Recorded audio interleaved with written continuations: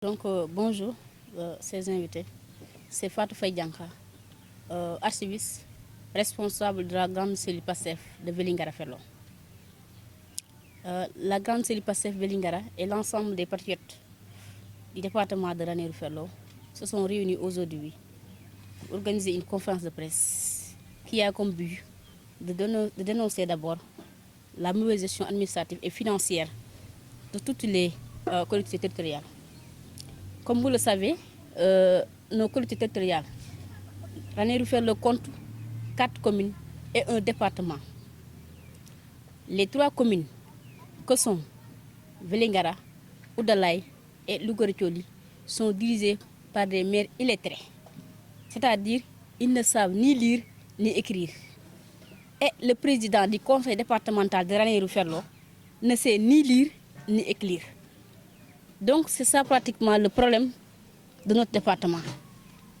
On peut dire que le département est dirigé pratiquement que par des illettrés. De ce fait, on a noté une anarchie totale dans la gestion administrative, mais également financière. Donc après 7 ans de règne, ces élus locaux ne peuvent même pas faire un bilan pour le département. Donc il est temps pour nous aussi de faire un bilan, car c'est nous qu'ils dirigent. Ils ont fait 7 ans sans aucune réalisation. Et pourtant, chaque année, on voit que le conseil départemental de Ranérou Ferlo vote un budget de plus de 300 millions de francs CFA pour le département. Mais comment peut-on voter chaque année 300 millions de francs CFA pour un département comme Ranérou Ferlo, alors que rien n'a été fait? Où sont ces 300 millions de francs CFA? Et pourtant, ce budget est exécuté à chaque année. Donc le président du conseil départemental a des questions à répondre par rapport à la population de Ferlo après 7 ans de règne. Mais nous avons constaté beaucoup trop de choses à dénoncer. Des budgets qui ont été détournés. Et nous avons des preuves, car nous parlons parce que nous avons des preuves. On ne parle pas pour parler. Et on ne parle pas parce que tout simplement que nous sommes des opposants, que nous sommes avec le président Ousmane Sonko, que nous faisons que dénoncer. Non, on dénonce avec des preuves. Et c'est trop flagrant.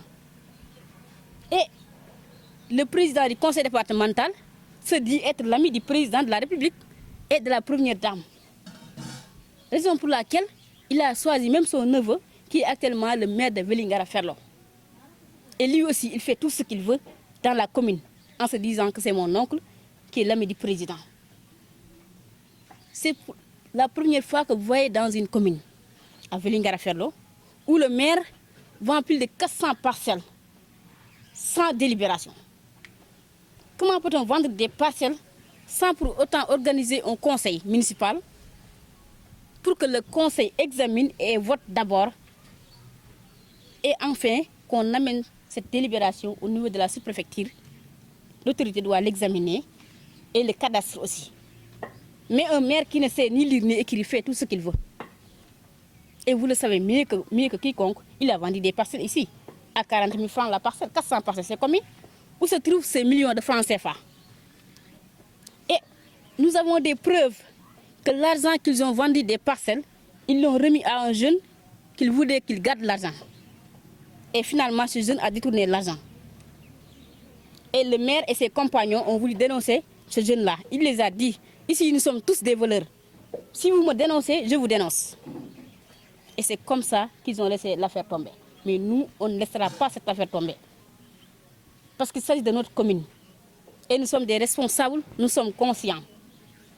Donc si on parle de la mauvaise gestion, des détournements, abus de pouvoir, corruption qui règne dans notre département, dirigé par ces illettrés-là, et le président de ces grands voleurs-là, le responsable de ces grands voleurs n'est personne d'autre que le président du conseil départemental. Et je mesure mes mots, je prends mes engagements totaux.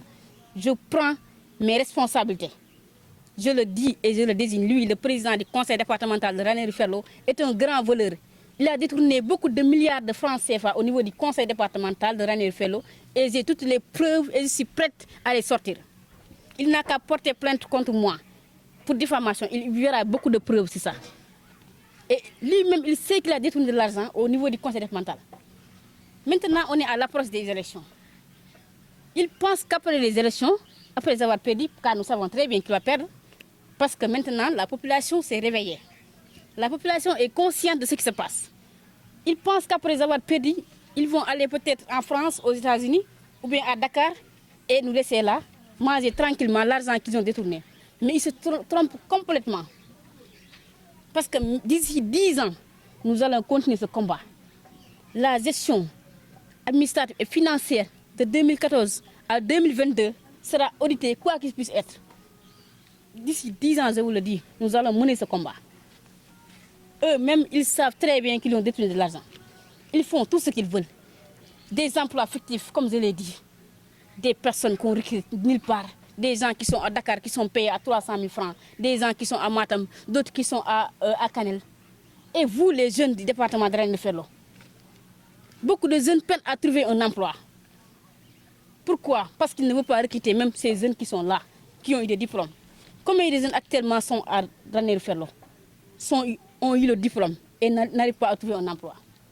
Combien de jeunes ont abandonné leurs études à l'université pour faute de moyens? Combien de jeunes sont à la recherche de formation et n'ont pas de moyens pour payer ces formations-là? Alors, où sont ces budgets qui sont votés et exécutés au niveau des compétences transférées, comme la santé? Parlons de la santé, un secteur très important dans le département de Ranérou-Ferlo. Le district sanitaire de Ranérou-Ferlo, depuis 2016 jusqu'en 2022, n'a reçu que 1,5 million francs CFA comme fonds de dotation. Alors que chaque année, on vote un budget de plus de 10 millions. Alors, où se trouve ce budget-là? Et ça, c'est le médecin-chef qui avait fait un rapport en 2021 pour dire ça. Donc, oui, le budget qui est voté chaque année est exécuté. La jeunesse, on vote des budgets chaque année. Le président du conseil départemental de la jeunesse, qui est à Ranérou-Ferlo, avait fait une déclaration sur sa page Facebook pour dire que depuis 2016, ils n'ont pas reçu de fonds de dotation alloués à la jeunesse. Alors qu'en réalité, il y a une somme de 23 millions de francs CFA qui a été votée et exécutée. Alors, oui, c'est cette somme-là. Les fournitures scolaires, les écoles n'ont reçu rien du tout de la part du conseil départemental de Ranérou. Les jeunes, action sociale, où se trouvent ces budgets?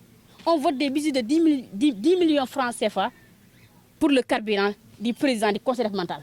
Alors qu'il est à Dakar en train de dormir, il ne vient que quand il y a un conseil. Alors, 10 millions de budget pour le président du conseil départemental comme carburant, il va où? Peut-être qu'il va en Éthiopie ou bien au Cameroun. Pardon, en réalité, c'est ça le problème du département. Les ressources sont là, mais malheureusement, les ressources sont détournées par des grands voleurs. Et ces voleurs sont dans la coalition Benno Bokk Yakaar. Et ils se vantent même d'être l'ami du président de la République.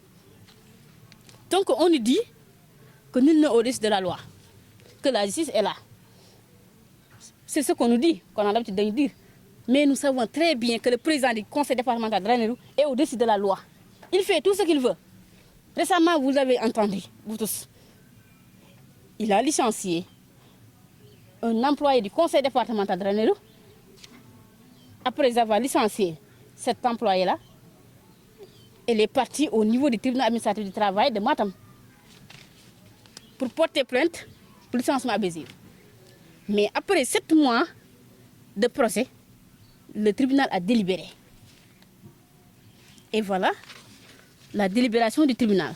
Quand le tribunal a délibéré, ils ont condamné le conseil départemental à verser des sommes à cet employé et ils ont suivi ce licenciement abusif. Et le président du conseil départemental refuse jusqu'à présent d'exécuter cette décision du tribunal administratif du travail.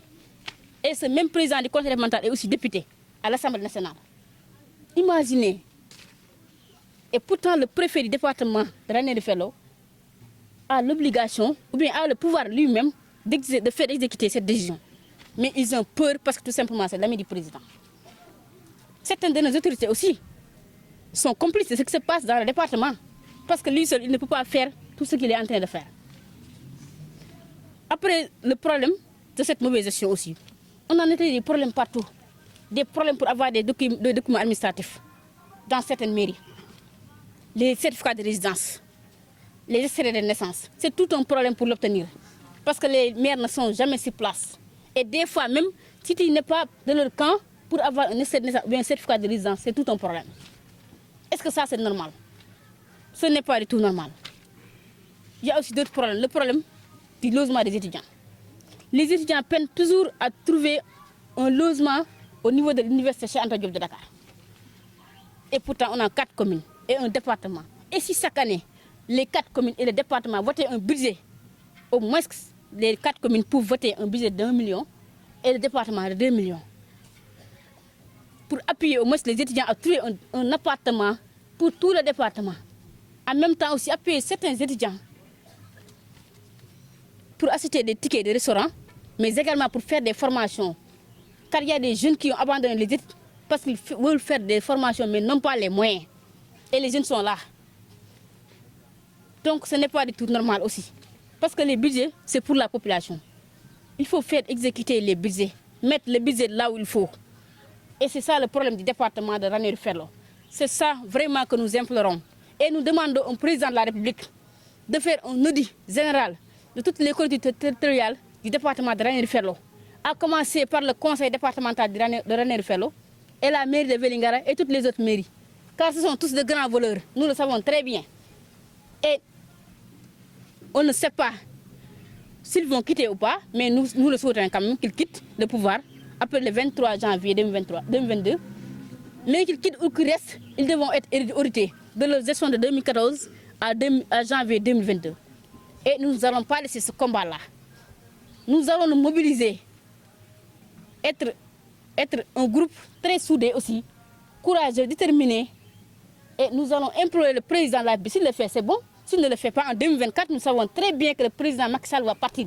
Et s'il part, un autre président qui viendra va tout simplement faire ce travail.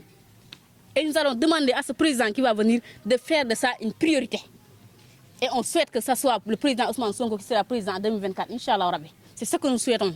Car c'est le seul et unique candidat qui sera capable de régler notre situation.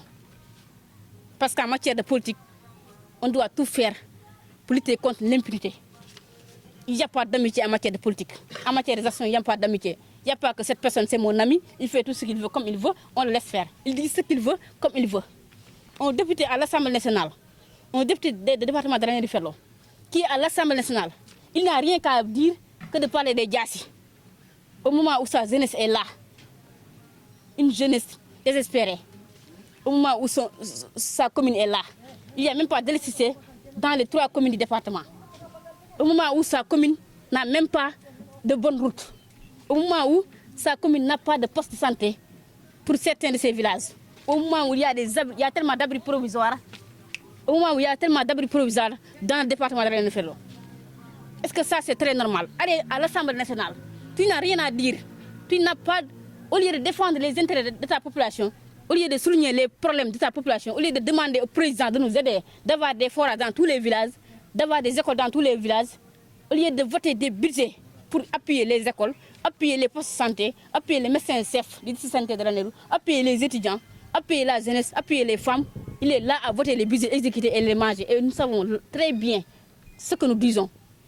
Car vous le savez, en 2014, on le connaît très bien, il n'avait même pas une poule. Et actuellement, il s'est enrichi illicitement grâce aux ressources du conseil départemental de Ranérou. Donc, on va parler en Wolof.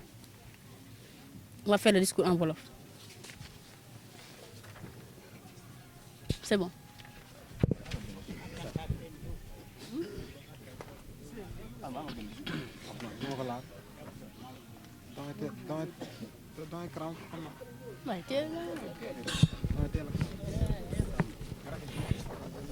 Son bilan ban moo si génn def aussi